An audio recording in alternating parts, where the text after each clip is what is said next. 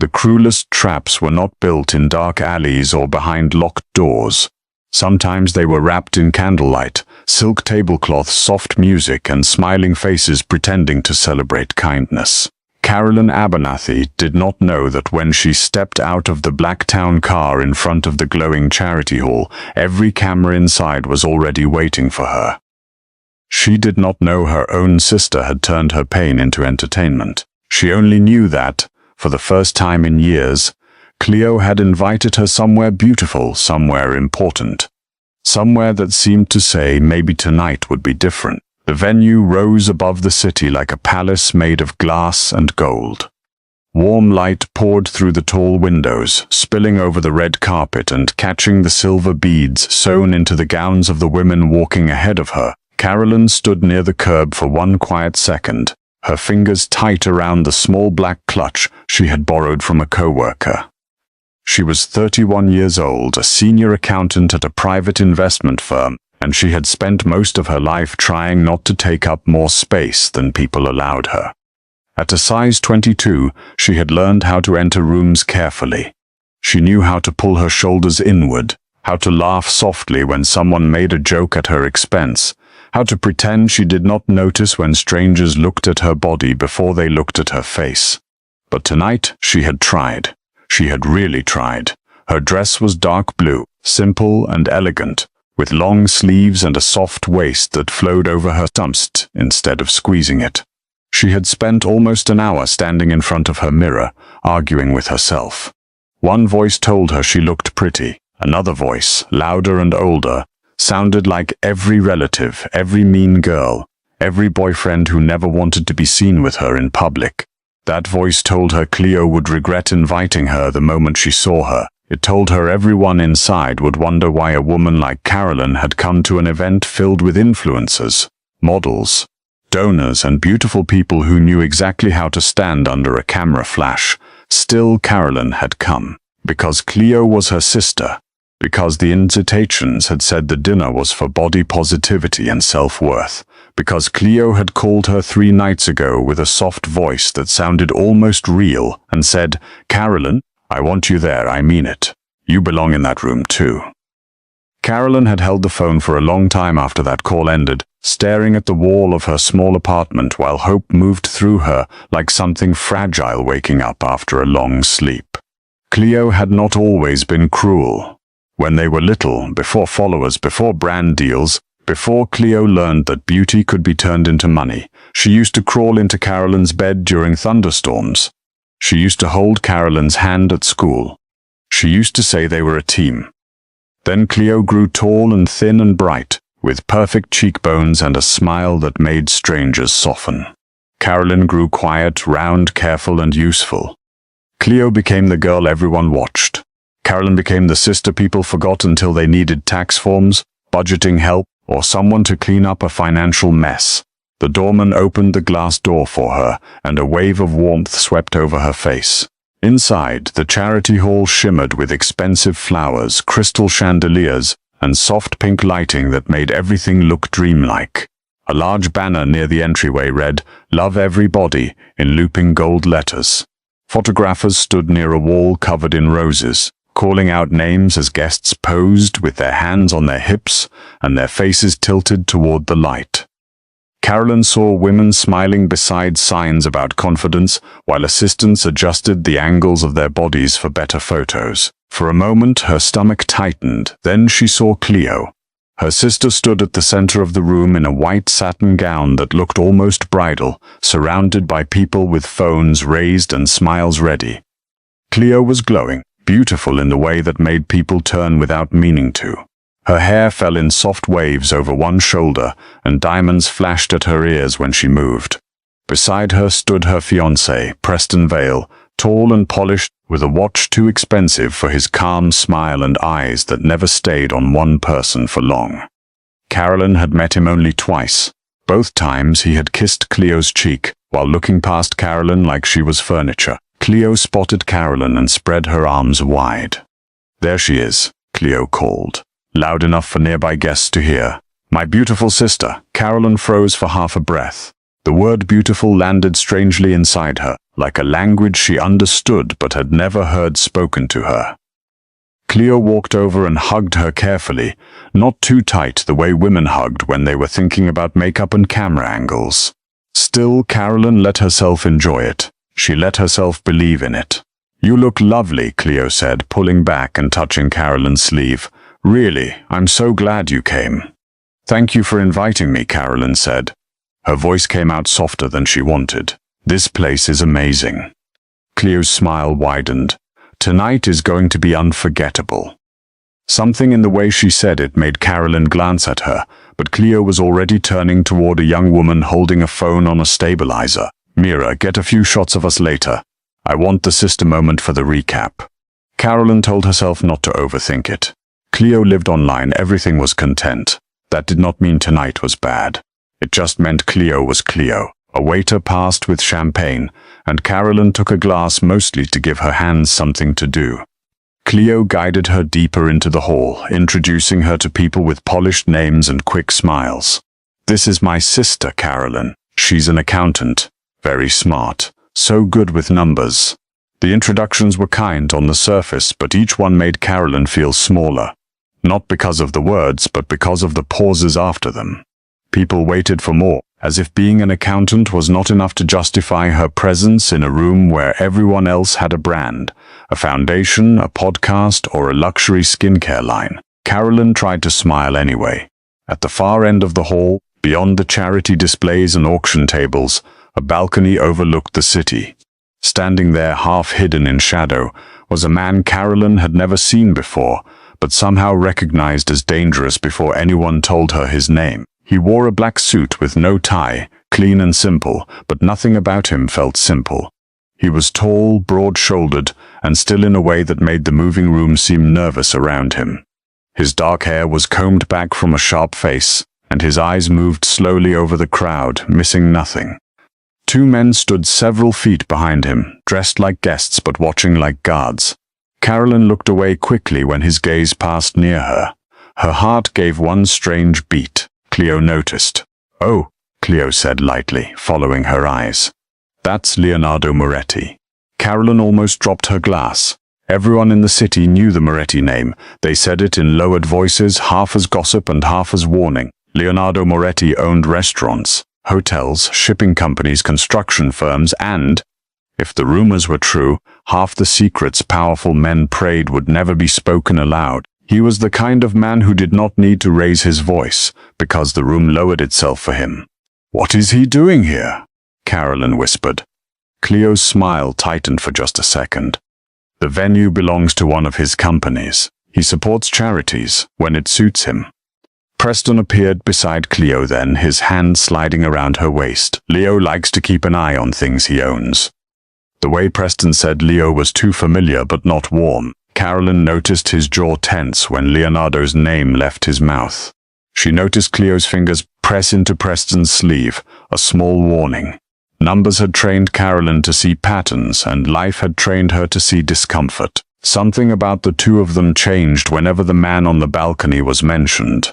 Before she could think more about it, Cleo leaned close and lowered her voice.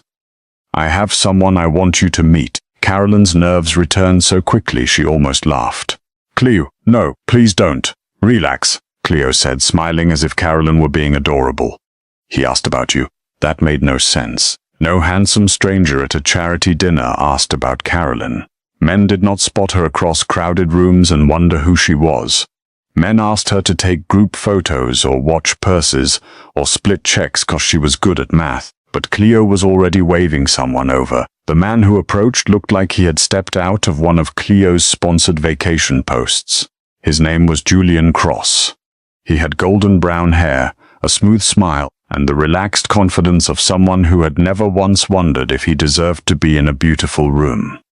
He wore a velvet jacket and spoke to Carolyn like she was the only person standing there.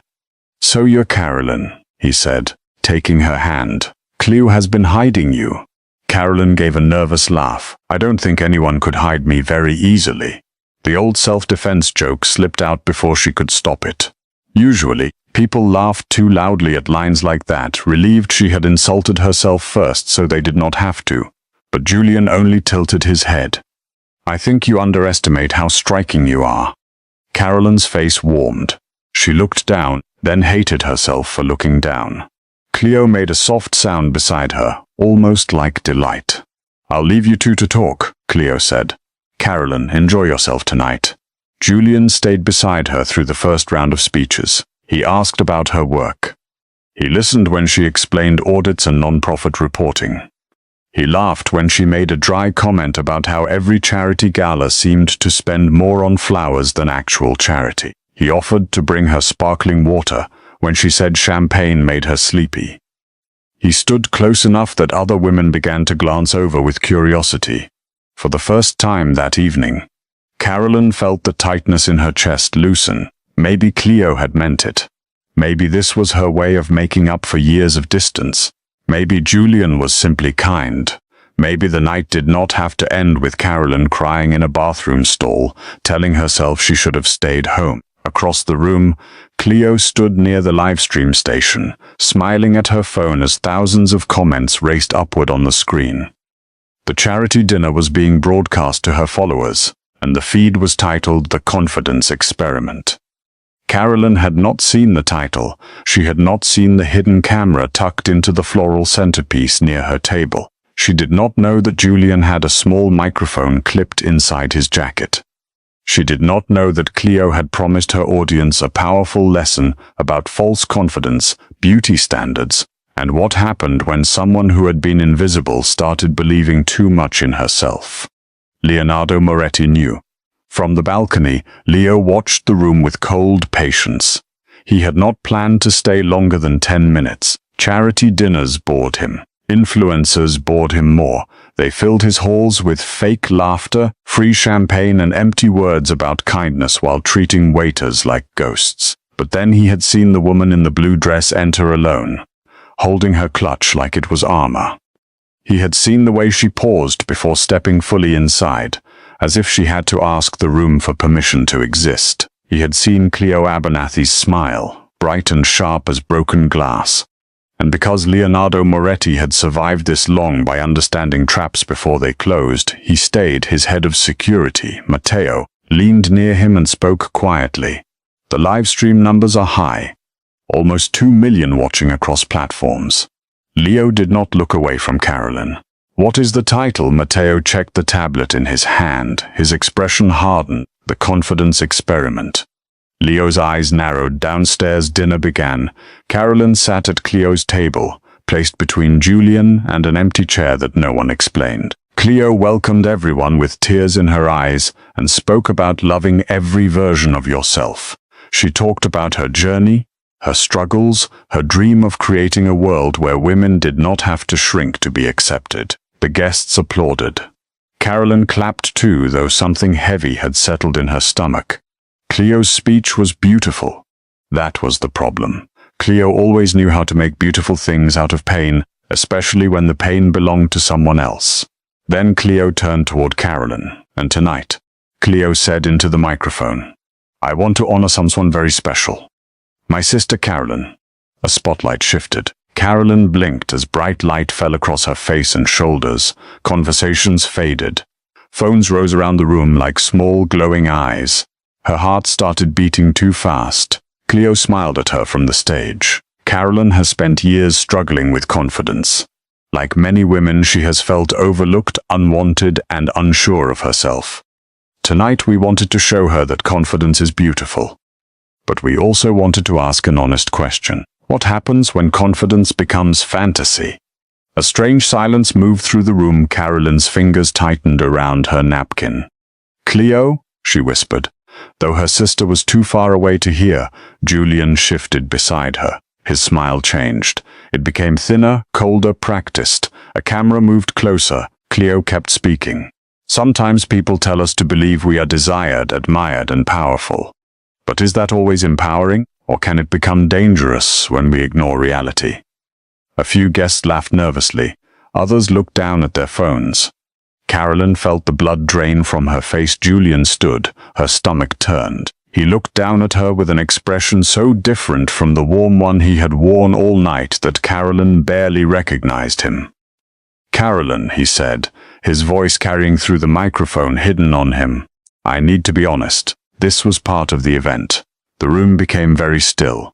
"What?" Carolyn said. The word was barely air. Julian glanced toward Cleo, then back at Carolyn. "I was asked to show you attention tonight, to make a point about how easy it is for people to mistake politeness for attraction." Soft laughter broke from somewhere near the back of the room. Someone whispered, "Oh my God." Another person's phone camera zoomed in. Carolyn could not move. Julian's face softened in fake sympathy, which somehow hurt worse than cruelty. "You seem like a nice person. But you had to know someone like me was not actually interested."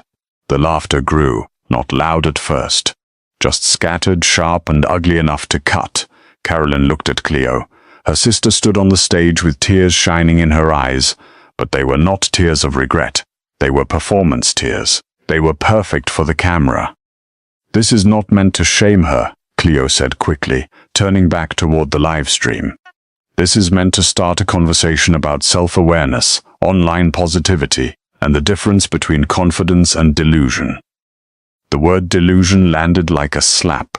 Carolyn stood too quickly, her chair scraping against the floor. The sound echoed through the hall. Her hands were shaking so badly she could not pick up her clutch. Julian stepped back like he was afraid she might touch him. Cleo's guests watched her with wide eyes and hungry faces, pretending to be shocked while making sure their phones kept recording. For a few seconds, Carolyn was no longer 31. She was 13 again, standing in a school hallway while boys laughed at a fake love note. She was 17, listening to relatives tell Cleo she had gotten all the good genes. She was 25, smiling through a family dinner while an aunt asked if she had considered surgery. She was every age she had ever been when someone made her body into a public lesson. Only this time millions were watching. "I trusted you," Carolyn said, staring at her sister. Cleo's smile trembled, but she did not step down from the stage. "Carolyn, this is bigger than us. You'll understand when you see how many women this helps." Carolyn let out a small sound, not quite a laugh and not quite a sob. "Helps?" The cameras moved closer. Then the lights flickered. Not fully. Just once, soft and sudden, enough to make the whole hall pause. The live stream screens at the side of the room went black. A murmur spread through the guests. Cleo turned sharply toward her production team. "What happened?" The music stopped. From the balcony came a slow, measured sound. One pair of hands clapping, everyone looked up. Leonardo Moretti stood at the railing, his face unreadable, his dark eyes fixed not on Cleo, not on Julian, not on the cameras, but on Carolyn. He descended the stairs without hurry. His men followed at a distance, silent and watchful. Cleo's production assistant whispered frantically into a headset, but no feed returned. Phones still recorded, but even those hands began to lower. Leo reached the main floor and walked straight to Carolyn. Julian moved as if to step away from him, but Matteo appeared behind him and placed one calm hand on his shoulder. Julian went pale. Cleo came down from the stage, her smile breaking at the edges. "Mr. Moretti, I'm sorry if there was a technical issue. We can explain." Leo did not look at her. He stopped in front of Carolyn, close enough that she could see the faint scar near his jaw and the controlled anger in his eyes. His voice, when he spoke, was quiet. "Are you all right?" It was such a simple question. No one had asked it. Not Cleo, not Julian, not a single person in the room. The kindness of it almost broke her. Carolyn swallowed hard. "No." Leo nodded once as if that answer had sealed something. Then he turned to the room. "This event is over," he said. Cleo's face went white. "You can't just end my gala." Leo finally looked at her, and the soft fear in the room became something sharper. "I own the building. I own the servers carrying your broadcast. I own the security system, the exits, the donor registry, and the company that processed every sponsorship payment attached to this event. So yes, Miss Abernathy, I can end your gala." No one moved. Leo's gaze swept over the guests, the influencers, the donors, and the silent cowards with their phones half raised. "Anyone who recorded her pain for entertainment will delete it before leaving this room. Anyone who uploads it will answer to me." A man near the bar quickly lowered his phone. Cleo's voice shook. "This is awareness." No, Leo said. This is cruelty wearing a pretty dress. Carolyn stared at him, stunned, humiliated, and strangely steady for the first time all night. Something about his presence made the room feel less endless. The shame was still there, hot and heavy, but it no longer belonged only to her. It had started to turn outward toward the people who created it. Leo looked back at her. His voice softened. You do not have to stay here. Carolyn glanced at Cleo. Her sister's face was twisted between panic and fury, but underneath both was something uglier. Fear. Not fear for Carolyn. Fear of losing control of the story. Carolyn bent down and picked up her clutch. Her hands were still trembling, but she did not hide them. When she straightened, Leo offered his arm. For one long second, she hesitated. She knew what people said about him. She knew the Moretti name was not safety in any normal sense. But nothing about this night had been normal. The people who spoke the softest words had been the cruelest. The man everyone feared was the only one who had asked if she was all right. So Carolyn placed her hand on his arm. Leo led her through the silent crowd. No one laughed now. No one whispered loudly enough for her to hear. They simply watched as the woman they had mocked walked beside the most dangerous man in the city, her blue dress catching the gold light. Her chin lifted, though her heart was still breaking. At the door, Cleo called after her, desperate and sharp. Carolyn, don't do this. You're making a mistake. Carolyn stopped. For years, she would have turned around. She would have apologized. She would have protected Cleo from the consequences of Cleo's own choices. But tonight, something inside her had finally gone quiet. Not dead, not broken.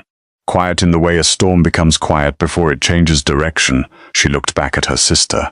No, Carolyn said softly. For once I'm not. Then she walked out with Leonardo Moretti into the cold city night, leaving the ruined charity hall behind her, unaware that the humiliation Cleo had planned as Carolyn's ending had just become the first page of her rise. The cold city night wrapped around Carolyn like a warning, sharp against her cheeks and quiet enough to make the shame inside her feel louder. Behind her, the charity hall still glowed through its tall glass doors, but the warmth inside no longer looked beautiful. It looked false. It looked like a painted stage where people had smiled while waiting to watch her break. Carolyn walked beside Leonardo Moretti without knowing where they were going, only knowing that every step away from Cleo felt like stepping out of a room where she had been holding her breath for years. A black car waited at the curb, silent and polished beneath the streetlights. One of Leo's men opened the back door before they reached it, but Leo did not rush her inside.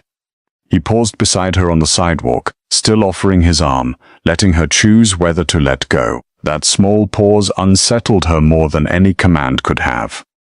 Men like Leonardo Moretti were supposed to take. They were supposed to decide, order, and move the world with a glance. But he stood there in the cold, watching her with dark, patient eyes, as if her choice mattered. Carolyn's fingers slipped from his sleeve. She looked down at her hand and saw it trembling. I don't know what happens now, she whispered. Leo's face did not soften much, but something in his voice did. Now you breathe.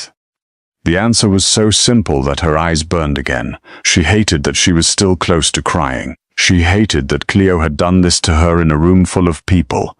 And she hated even more that part of her still wanted to understand why. She wanted there to be some explanation that made her sister less cruel. Some hidden reason, some mistake. Some moment where Cleo would run outside, grab her hands, and say she had gone too far. But the glass doors behind them stayed closed. Carolyn slid into the car and Leo sat beside her. The door shut with a heavy, final sound, sealing out the cold and the city noise.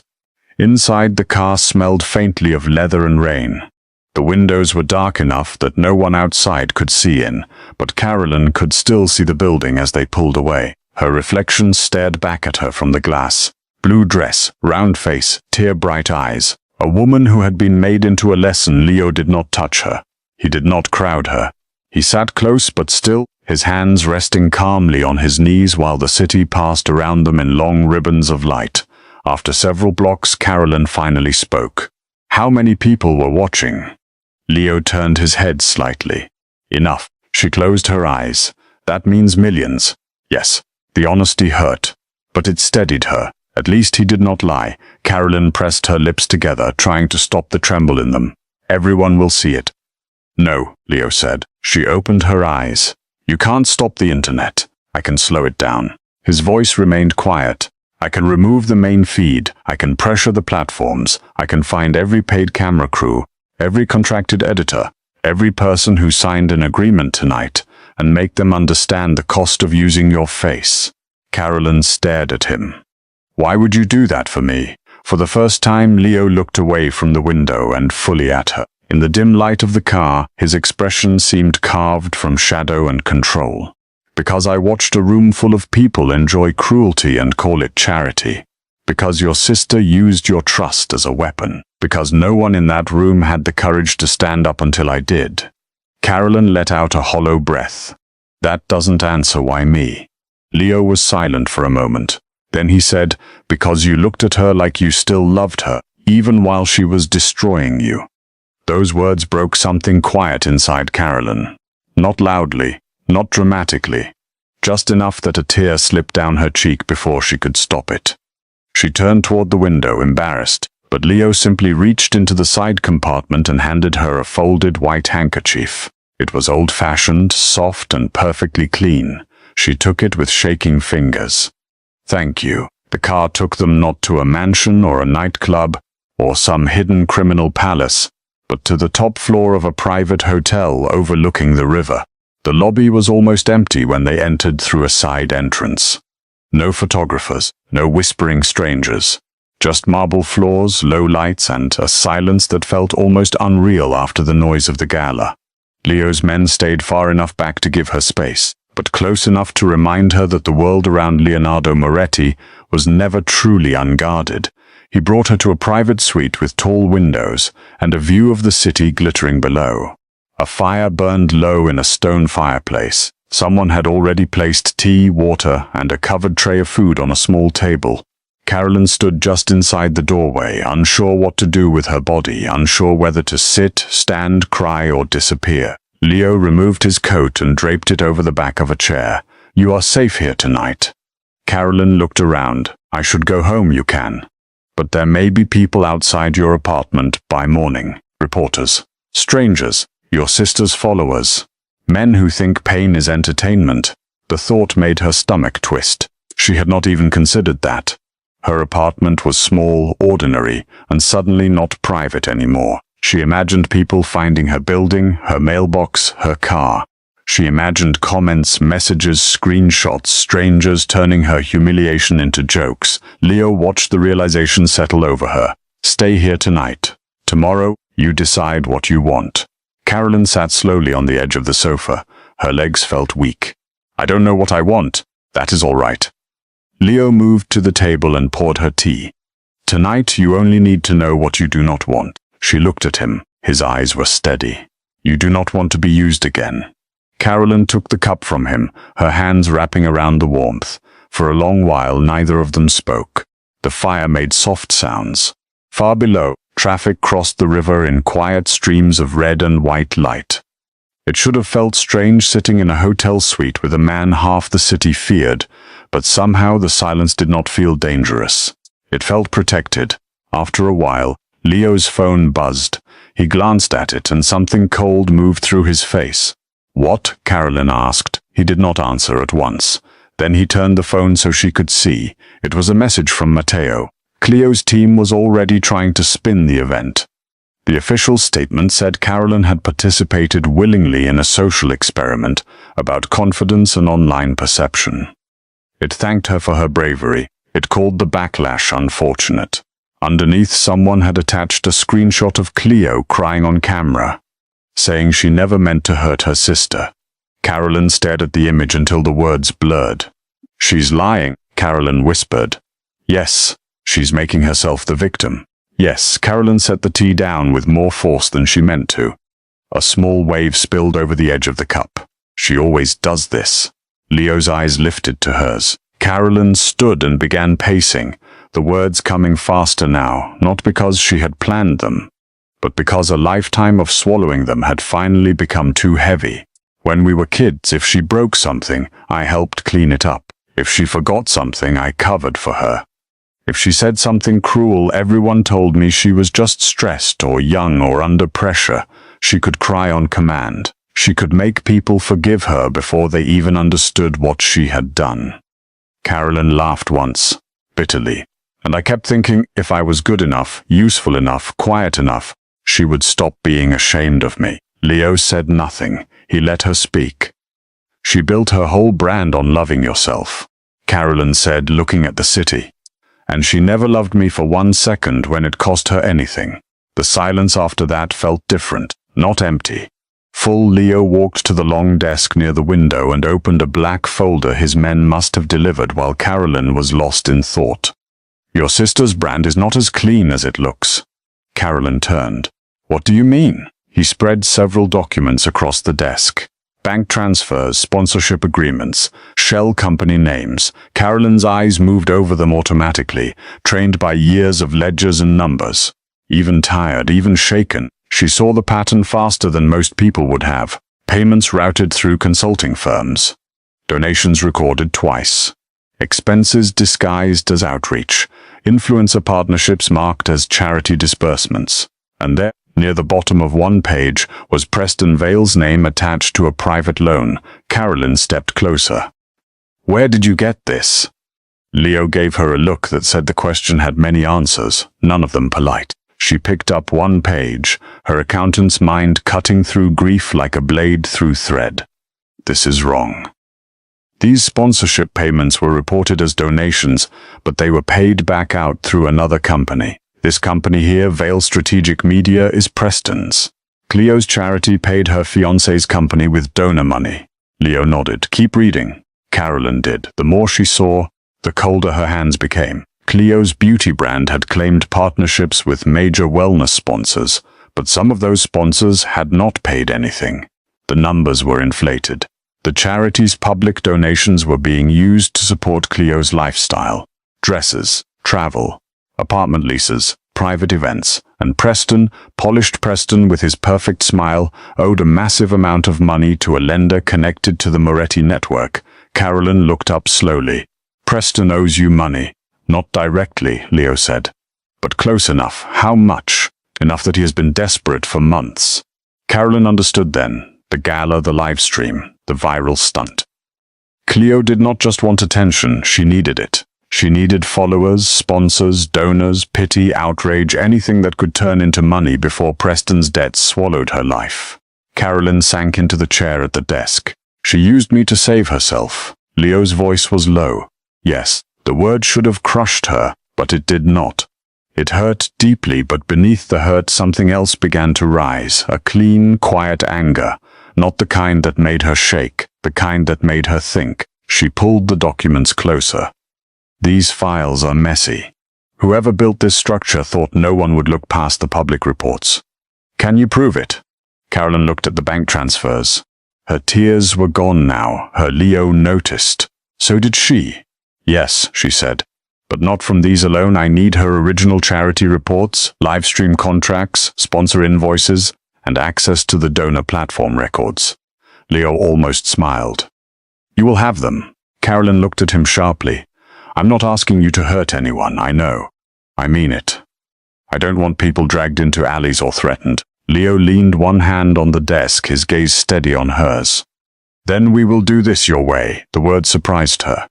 My way? You are the accountant. His voice carried the faintest edge of respect, and it warmed something inside her that Cleo's praise never had. Numbers are your battlefield. I will only open the doors. Carolyn held his gaze. For the first time that night, she did not feel like a woman being rescued. She felt like a woman being handed the tools to rescue herself. By sunrise, Carolyn had not slept. Leo's team had delivered files, laptops, contracts, and private reports. Matteo had found the deleted livestream backups. Another man had recovered emails between Cleo, Preston, Julian, and the production company. The plan had been written plainly in those messages, softened by business language but ugly underneath. Julian's payment, Cleo's talking points, the moment where he would reject Carolyn, the planned camera angles, the clips already prepared for posting. Carolyn read every word. Each one hurt less than she expected. Maybe because the first wound was always the deepest. After that, truth became almost calming. Leo stayed nearby through most of the night, taking calls in a low voice, never hovering but never leaving. Sometimes Carolyn felt his eyes on her, not hungry, not pitying, but watchful, as if he was learning her. As if the way she worked fascinated him. By the next afternoon, Cleo had announced a second event. A smaller emergency livestream gala, framed as a public conversation about accountability, forgiveness, and the dangers of online misunderstanding. It was a clever move. Cleo would cry, apologize without admitting guilt, invite Carolyn to forgive her, and turn the whole thing into another performance. Her followers were already divided. Some called her cruel. Others praised her for starting a difficult discussion. Sponsors were nervous but not gone. Carolyn watched the announcement on Leo's tablet, her face calm. "She wants me there," she said. Leo stood behind her, his hands in his pockets. Yes, she thinks if I don't show up, she can say I refused healing. If I do, she thinks she can make me forgive her on camera. Yes. Carolyn turned off the tablet. Then I'll go. Leo's jaw tightened. It may be ugly. Carolyn looked down at her hands. They were steady. It already was.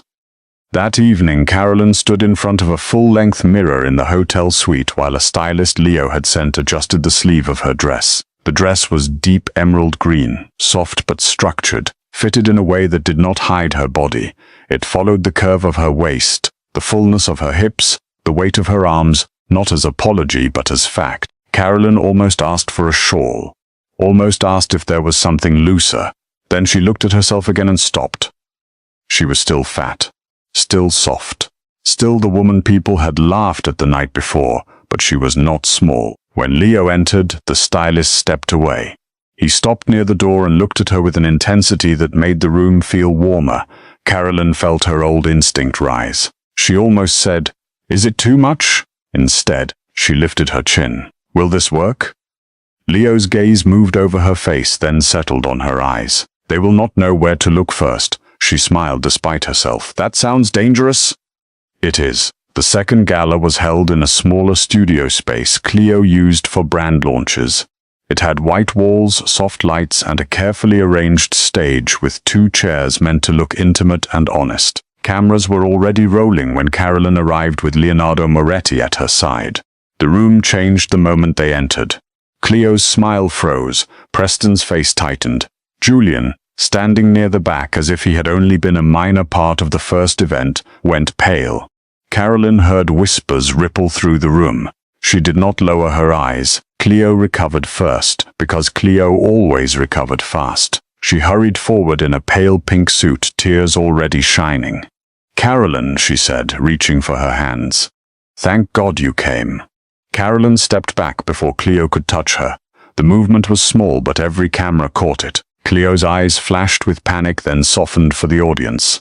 "I deserve that." "No," Carolyn said quietly. "You deserve the truth." The room went still. Cleo laughed gently, the way she did when trying to make someone else look unstable. "That's why we're here, to tell the truth. To heal." Carolyn looked toward the cameras. She could feel millions watching again, but this time, the light did not feel like a weapon pointed at her. It felt like a door. She walked past Cleo and stepped onto the stage. She did not sit in the chair arranged for her. Instead, she stood. Leo remained near the edge of the room, silent, his presence dark and steady. He did not need to speak. His stillness made sure no one interrupted before Carolyn was ready. Carolyn looked at her sister. "Last night," she said, her voice clear though her heart was beating hard, "my sister invited me to what she called a body positivity charity dinner. She told me I belonged there. She told me she wanted to honor me, but the event was planned as a trap." Cleo's smile shook. "Carolyn, we talked about this. It was never meant to be a trap." Carolyn lifted one hand, and Matteo connected the first file to the large screen behind her. An email appeared. Cleo's face went white. Carolyn did not look away from the audience. "This is an email from Cleo to her production team, sent 6 days before the dinner. In it she says, Carolyn has always wanted to feel chosen. Julian will make her believe it. Then we reveal the message." A gasp moved through the room. Cleo turned toward Preston. Preston looked away. Carolyn continued. Here is the payment contract for Julian Cross. Here is the planned rejection. Here are the camera notes. Close up on Carolyn's face. Capture silence after rejection. Wait for emotional reaction before Cleo steps in. Julian backed toward the exit, but one of Leo's men quietly blocked the door. Not with a weapon, not with a threat, just with presence. Julian stopped moving, Cleo's eyes filled with real tears now. Carolyn, please. Carolyn looked at her. No, you already had your turn. The next files appeared. Donor reports, sponsorship invoices, bank transfers. Carolyn explained them in simple words, calmly enough that everyone could understand. Cleo's charity had reported donations that were never fully given. Money meant for outreach had been paid into Preston's company. Fake sponsorships had been used to increase Cleo's value to brands. The Body Positive Foundation that asked women to love themselves had been quietly using their trust to fund luxury trips, designer clothes, and Preston's debt. Preston stood abruptly. This is illegal, you can't show private records. Leo finally moved. Just one step. Sit down. Preston sat. Carolyn looked at him with a coldness she had not known she owned. You borrowed money you couldn't repay. Cleo needed a viral moment to keep sponsors from leaving. So the two of you chose me. Preston said nothing. Cleo's face crumpled. I was under pressure. You don't understand what it's like to have everyone watching you. Carolyn laughed softly, and the sound carried through the studio. Everyone watched me last night, Cleo. Because you made them. The truth of that sentence filled the room. For once, Cleo had no beautiful answer ready. Carolyn turned back to the cameras. I am not here because I want revenge. I am here because women like my sister build platforms using words like love, healing, confidence, and sisterhood, while privately deciding who is worthy of dignity. I am here because cruelty does not become activism when you put a charity logo on it. And I am here because I spent too many years believing my body made me easy to shame. Her voice softened then, but it did not weaken. I was ashamed last night. I was hurt. I was humiliated. But I was not the person who should have been embarrassed. The studio was silent. Cleo covered her mouth as comments exploded across the live stream screen. Sponsors began withdrawing publicly in real time. Viewers demanded refunds. Former employees started posting their own stories. Julian's name became attached to the paid stunt. Preston's lenders, donors, and partners began calling before Carolyn even finished speaking. Cleo stepped toward her, no longer performing. Carolyn, please. I'm your sister. Carolyn looked at her for a long moment. She saw the girl who once held her hand during thunderstorms. She saw the woman who had turned her into content. Both were real. That was the painful part. I know, Carolyn said. That's why you should have protected me. Cleo broke then. Not beautifully, not for the camera, but with the ugly fear of a person watching the life she built on lies begin to fall apart. Preston left first, pushing through the side door without looking back at her. Julian was escorted out to speak with attorneys. The production team shut down the cameras too late. The damage was already done. Cleo's empire had been built on attention, and now attention had turned against her like a tide. Carolyn walked off the stage slowly. Her legs felt weak, but not from shame. From release, Leo met her near the edge of the room. You did not need me. Carolyn looked up at him. I needed someone to open the doors. His eyes warmed, just slightly. The doors are yours now. In the weeks that followed, Cleo's world collapsed with astonishing speed. Sponsors cut ties. Donors demanded investigations. Her foundation was frozen. Preston disappeared from her life the moment her money stopped protecting him, leaving behind debts, lawsuits, and a ring she could no longer afford to insure. The same followers who had once praised her honesty now replayed every old video, searching for the cruelty beneath the smile. Cleo tried to apologize, then defend herself, then disappear. None of it restored what she had lost. Carolyn did not celebrate. Not loudly, not cruelly. She returned to work, but not to the same life. Leo helped her create an independent financial oversight firm for charities and influencer-led foundations. It was Carolyn's idea, Carolyn's structure, Carolyn's name on the door. She built it for the people who donated with hope, and for the people used as props by those who knew how to cry under good lighting. The first time she appeared publicly after the scandal, She wore a cream-colored suit tailored perfectly to her body. Her hands shook before she stepped onto the stage, but only for a moment. Then she remembered the room where they laughed. She remembered Leo asking if she was all right. She remembered her own voice saying no. And she realized that one honest no had changed everything. Leo stood at the back of that room, as he often did, half in shadow, watching with the quiet pride of a dangerous man who had found something he could not buy, force or command. Carolyn was not his possession, not his project, not his rescued victim. She was the woman who had walked through shame and come out carrying proof. After speech, he waited for her near the private exit. "You were magnificent," he said. Carolyn smiled. This time she did not look away. "I know." Something like amusement touched his mouth. "Good." Outside, the city moved around them, bright and restless. Carolyn looked at the skyline, remembering how small she had felt the night Cleo's invitation arrived. How carefully she had chosen her dress. How badly she had wanted to be accepted by someone who had never deserved that power over her. Leo offered his arm again, just as he had on the first night. This time, Carolyn took it without trembling. Somewhere behind them, Cleo Abernathy's name was still falling through headlines, lawsuits, and broken brand deals. But Carolyn no longer lived inside her sister's shadow. She had stepped beyond it, into a life made from her own intelligence, her own courage, and her own refusal to shrink. The woman they had mocked for being too much had become exactly that.